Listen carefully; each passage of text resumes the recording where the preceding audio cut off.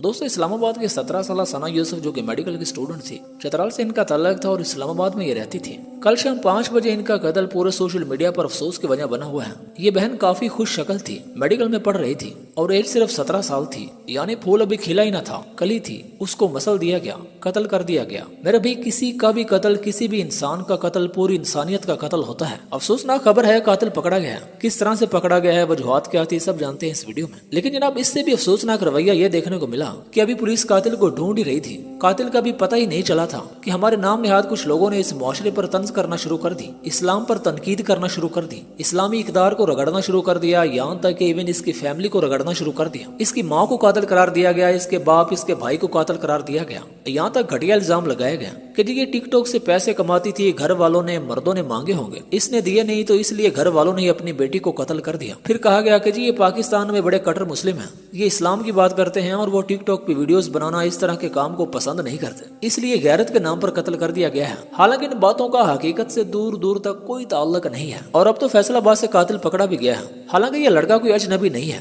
बल्कि इसका दोस्त था। ये भी टिकटॉकर ही था, 22 साल इसकी एज थी और ये एक सरकारी रिटायर ऑफिसर का बेटा है और इसका फोन पर सना यूसुफ से मुसलसल राब्ता था, यानी अच्छा खासा जानने वाला दोस्त था। यहाँ तक कि ये सना यूसुफ से फोन पर राब्ता करके उसके घर दूसरी मंजिल पर आया और बातों बातों में तल्खी पैदा हुई। लड़के को गुस्सा आया और सना यूसुफ की फूफो ने मीडिया को बताया कि सना उसे चुप करवा रही थी, ठंडा कर रही थी और बोल रही थी मैं तुम्हारे लिए पानी लेकर आती हूँ। तो मेरे भाई सारे मंजरनामे से ये बात तो साफ जाहिर है कि इस लड़की पर किसी किस्म की कोई पाबंदी नहीं थी, ना ही कोई इस्लाम की पाबंदी की वजह से ये वाकया पेश आया और ना ये पश्तून कल्चर उसकी पाबंदी की वजह से ये वाकया पेश आया और ना ही इसके वालिदैन की तरफ से इस पर कोई दबाव था। बल्कि अपने एक इंटरव्यू में इसने बताया कि वालिद साहब की मुझे सपोर्ट हासिल है। वैसे शर्म आनी चाहिए उन लोगों को जो बिला वजह इस तरह के इल्जाम लगाते हैं। और जैसे ही ये कत्ल की खबर सोशल मीडिया पर आई तो कुछ फरिश्ता सिफ्त इंसानों ने, जिनके घर में माशाल्लाह बहुत अच्छा इस्लामिक माहौल होगा, उन्होंने कहना शुरू कर दिया कि जी माशाल्लाह बहुत अच्छा हुआ है, जिसने भी कत्ल किया है बहुत अच्छा किया है। किसी ने कहा कि ये बेहयाई फैला रही थी इसलिए बहुत अच्छा हुआ है। खुदा की कसम शर्म का मकाम है, शर्म आनी चाहिए ऐसे लोगों को।